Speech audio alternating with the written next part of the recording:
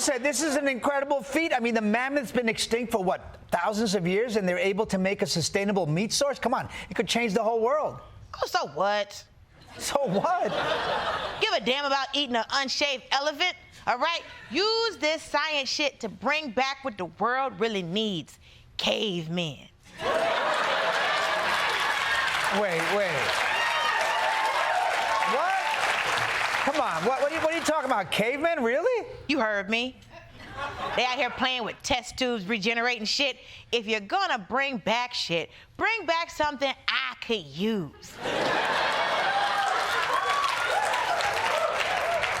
Bring back those cavemen. You know, they were built like Morris Chestnut, like a real man.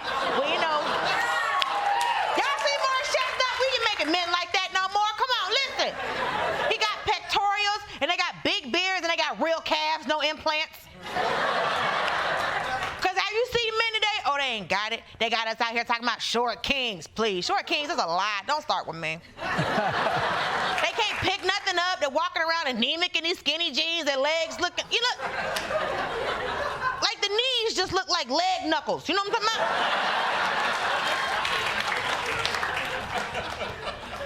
I want a man who looks like he can provide for me, all right? Go and kill a whole antelope with his hands because he don't know his own strength. Like, do you know how many men have hit me over the head, thrown me over the shoulder, and took me back to that man cave? None, and I'm waiting for it.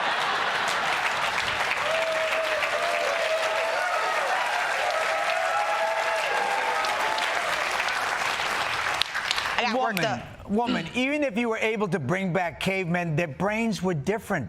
They might not even be able to pick up a language. Ooh, the strong silent type. I'm sold. Take my money.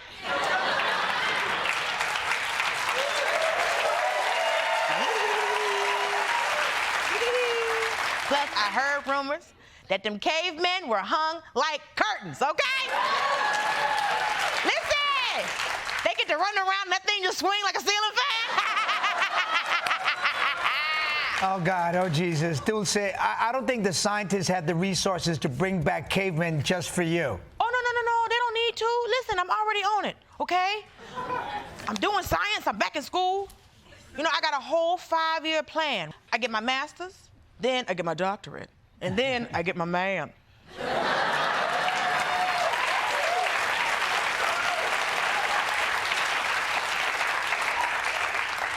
Because if you want to get women in STEM, then you got to get a caveman in me. All right. Okay, well, good luck with that is all I can say. Dulcé Sloan, everybody.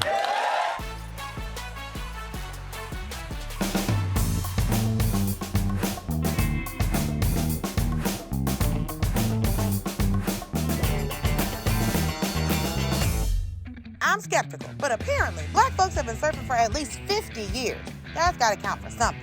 So I'm getting wetsuited up and letting Lou Harris teach me how to surf in Queens. Now this is a surfboard here, 9 foot. Now, it's not dirty. This is the wax. This is gonna help you stick to it. He's using a lot of words for one little surfboard. I hope he knows I'm not gonna remember any of this. We're gonna teach you the pop-up. Okay. The pop-up is a push-up, and then you jump to your feet. Push up. Push-up, I know. But I do push-ups with my knees. And you can do it like with they your taught knees. me in high school. Caramel, come here. Show her what a perfect pop-up is, okay? Let's do it. All right, young lady.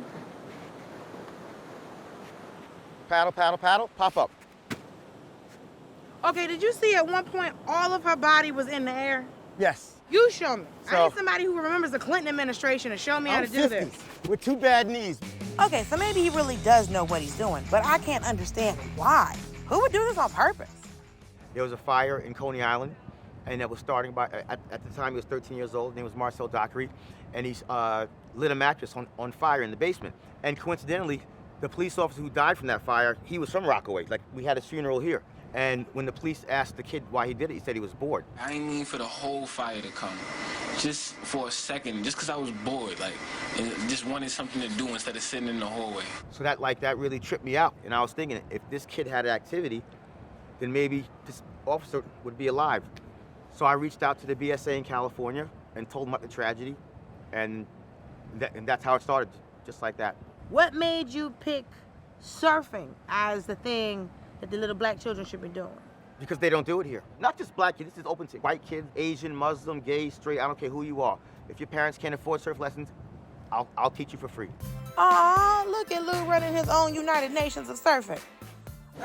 This is a hate crime. So, very simple. We're gonna do this 1, 2, 3. Push up. Push up. This knee's gonna come first. Here. Yeah, exactly. Yeah, now bring that left. Yeah, right there. And I don't care how your feet look. I'm gonna drown. But no, you're fine. Look, it's low tide. It's like 2 foot of water right there. We're good money. We're good. I got you, we're good. You can die in 3 inches of water. All right, listen, I'm 50, I've been swimming 45 years. I got you. This is my backyard. I got you. I got to do I'll this. take a You bullet for you understand, today. I Caramel? got you. Let's go. You don't need to take a bullet, you need to take the ocean. Like most black people in the 70s, Lou's parents didn't know how to swim, but they made sure that he and his twin brother could, and got the boys swimming lessons at an early age. Didn't they see the movie Jaws? We have this segment on the show called We Don't Do That, because there's a lot of stuff we don't do, but I think we don't know sometimes why we don't do it. A lot of black people, since, the segregation of pools, didn't have the same opportunity as white kids here. People think black people are scared of water. We're not scared of water. We're only scared of water because we can't swim. Yeah, and we can't swim because we didn't have the same opportunity. Exactly. When those pools were open for white people, we weren't allowed. And that's one thing about the white people that live here. They never bothered me, never said anything derogatory, nasty to me about me surfing. It's my black brothers and sisters. They're the ones that, black people don't surf, man. Black people don't surf. What you doing with that surfboard? Listen, I was a Maroon 5 fan, and we had to figure out how to listen to that, and black people accepted them. This man really believes that I can do this, and I'm pretty sure I'm gonna prove him wrong. Have you seen the ocean? Do you see these waves? When I get in the water, the goal is to not meet Jesus. Maybe if I learn how to surf, then I can float out to a man who owns a yacht, maybe. All right, let's do this. I'm gonna have the kids go out first, okay? But they know what they're doing. Don't say because they kids, I'm supposed to feel better. Turns out there's money out here for the young black surfers.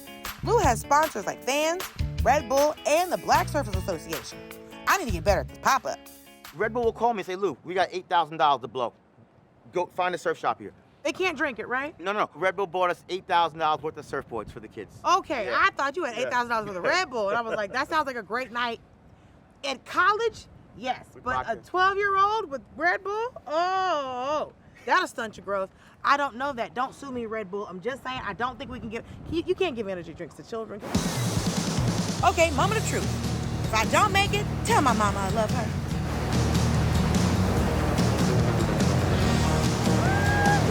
We did it! I did it, yay!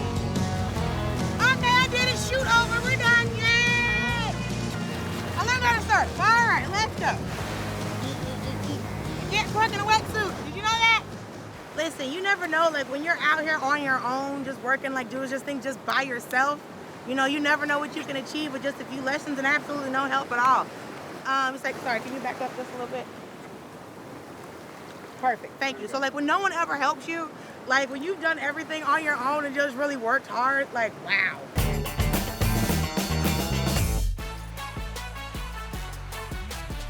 For more on this extreme weather, let's go live to Mount Washington where Dulcé Sloan is on location. Oh, no. Absolutely not. I'm in my bed.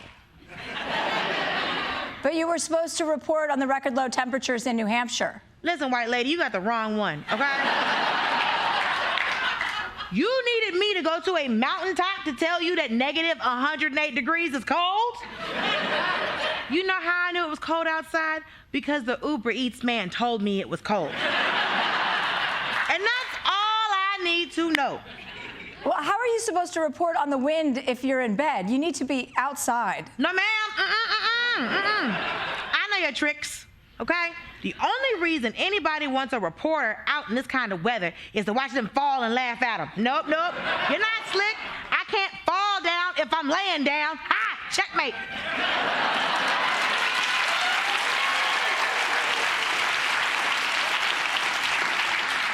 You really think as a woman I would put another woman in that situation? Bitch, I know you. I give you the benefit of the doubt. Next thing I know, I'm falling off a mountain like a frozen Mufasa. Ah! If you want to report on a cold, you go outside, blonde lady. You look like you can handle it. You look like that bitch from Frozen anyway. But I have to be here at the desk. You hear this woman? She says you gotta be at the desk. Who are you talking to? None of your business. I'm not at work. But you are at work. Listen. There's too much shit going on outside, okay? Fires, floods, balloon parts falling from the sky like a bad porno. I'm an inside reporter now. Okay, like there's plenty to report on here. It's 71 degrees. I'm watching Scandal on Netflix, and we're seeing a massive pileup of dishes in the sink, which is not my fault.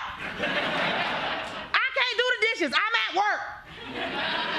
Dulcé, you're putting me in a bad spot here. I was hoping for some or any reporting on Mount Washington. Oh, don't worry. Listen. I'm a professional, okay? Listen, I can get you a report on Mount Washington. I got my sources right here. Let's see. You know, my Uber Eats driver. I sent him there to get the scoop. I will message him now. What's up with that mountain? Is it cold as shit? Oh, he sent me a video. He fell down.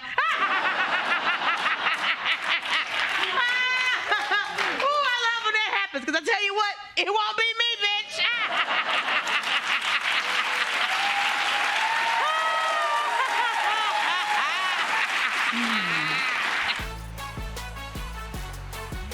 Folks in Egypt are accusing Netflix of misrepresenting history in Netflix's new docuseries called Queen Cleopatra. Yeah, the country is actually criticizing the decision to cast a black woman to play the title role in series reenactments. Netflix says the casting decision was intended to acknowledge the centuries-long conversation about the ruler's race and the multicultural history of Egypt. But officials in Cairo are calling it a blatant historical fallacy, claiming that Cleopatra was fair-skinned and of Greek descent. Oh, okay. Egypt is concerned about historical accuracy. I didn't hear you complaining when all the mummy movies came out.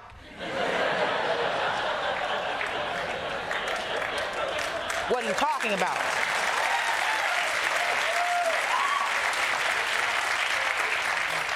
We got mummies coming back from the dead, chasing Brendan Fraser, and y'all don't have a problem. And then a black woman plays Cleopatra, and all of a sudden it's like, that didn't happen, no. The mummy, that was real. This, Like, what are the Egyptians so afraid of? You think Cleopatra is gonna turn your history into a blaxploitation film? You think she's gonna be cruising down the Nile in a Cadillac yelling, "Freeze, jive, turkeys, this is my pyramid now"? So, okay, you can have Cleopatra, but then we get Jesus.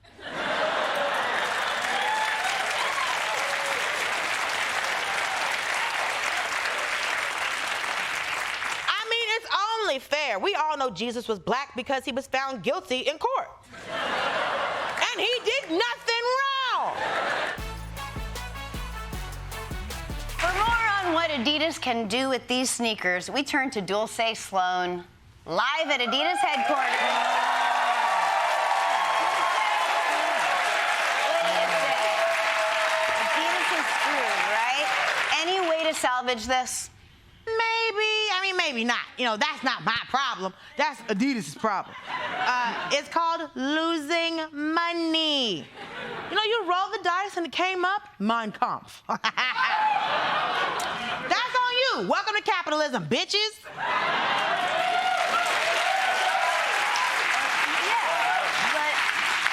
Will Adidas have to throw out all these shoes? Like, that's so wasteful. Maybe they just take the labels off?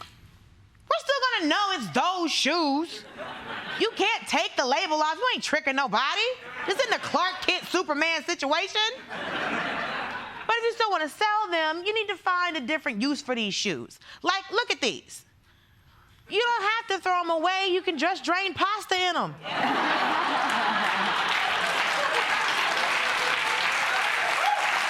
Perfect. And then you got these boots, okay? They look like weird blankets. You cut them up and use them as blankets for small hostages, right?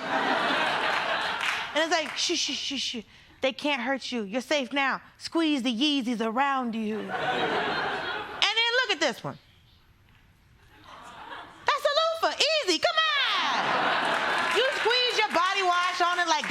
it and get the scrubbing.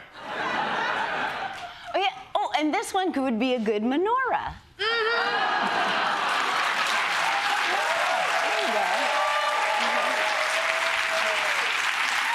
What else? Just like God intended. Now, here's another idea. Just keep selling them ugly ass shoes. The only people buying them anymore are Nazis. So then we'll know who the Nazis are.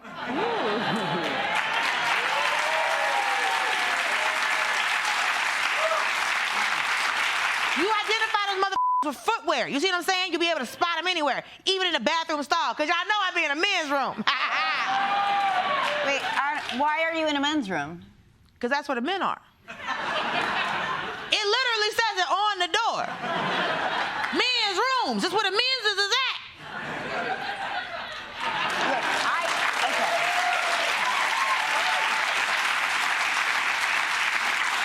I mean, I like your plan, but wouldn't it be wrong for Adidas to take Nazi money? Oh, that's the best part. The more money they spend on the shoes, the less money they got to spend on Nazi shit. Right? Okay. And then when it's time to fight, they can't buy weapons because they spent all their money on size 9 pasta strainers.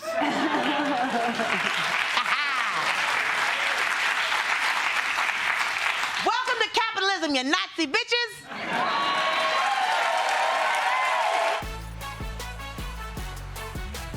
What would you say your biggest challenge has been getting you to where you are currently? Oh, hope.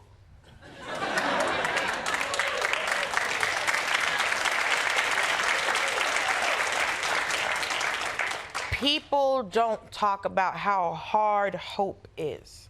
To live in that place where you're like, it's gonna happen tomorrow, it's gonna happen tomorrow, it's gonna happen tomorrow, is a very hard place for people because sometimes it lets you go, I quit. So I've been doing stand-up since 2009, but I've been acting since I was a kid. And I've been singing since I was a kid. And I have a theater degree. But y'all know me as a comic. So now all this work that I did, and I used to do musicals, I've done children's shows, I sang, I was in an improv group, I did all of these other things, but y'all know me as a comic and a correspondent on the show. So now all of these things I did since I was 7 years old, I have to now reintroduce everybody to. But if I had lost hope and didn't start, because I started doing stand-up because somebody told me I was a comic. It wasn't something that I chose to do.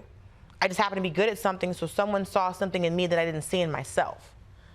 And so that was the biggest challenge for me to go, okay, I have a theater degree. I've never been on stage and been myself and said my own words. So getting into stand-up was one of the hardest things for me because I'd never been myself on stage. I knew how to perform. I knew how to find my light. I knew how to plant my feet. I knew all of the trappings. I'd done on stage 900-seat theater with no microphone and sang to the back of a room. I can perform, but not as me. So that was the hardest part of the whole process, going, okay, I have to be Dulcé. I haven't done that before. So that was the hardest part into that, and also listening to my mother. Because a comic told me in 2007 that I should do stand-up, and I didn't listen to him. But I started when I was supposed to. You see what I'm saying? So you get things when you're supposed to, which is always hard to hear.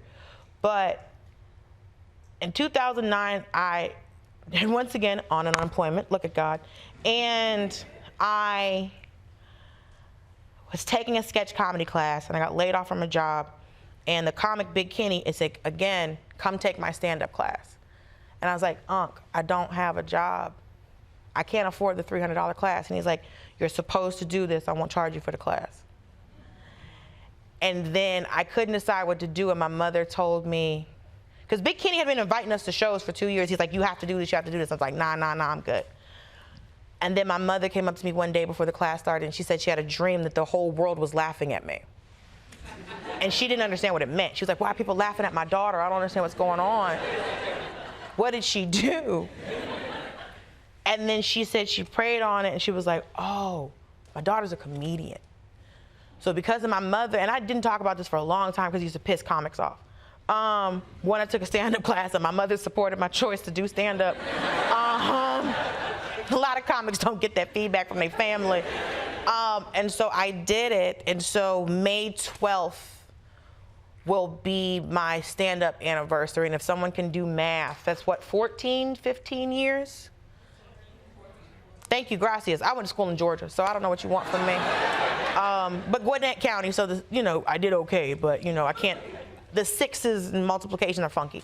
And so yeah, on the 12th it'll be 14 years. But either a lot of things I'm just like, I'm not sure.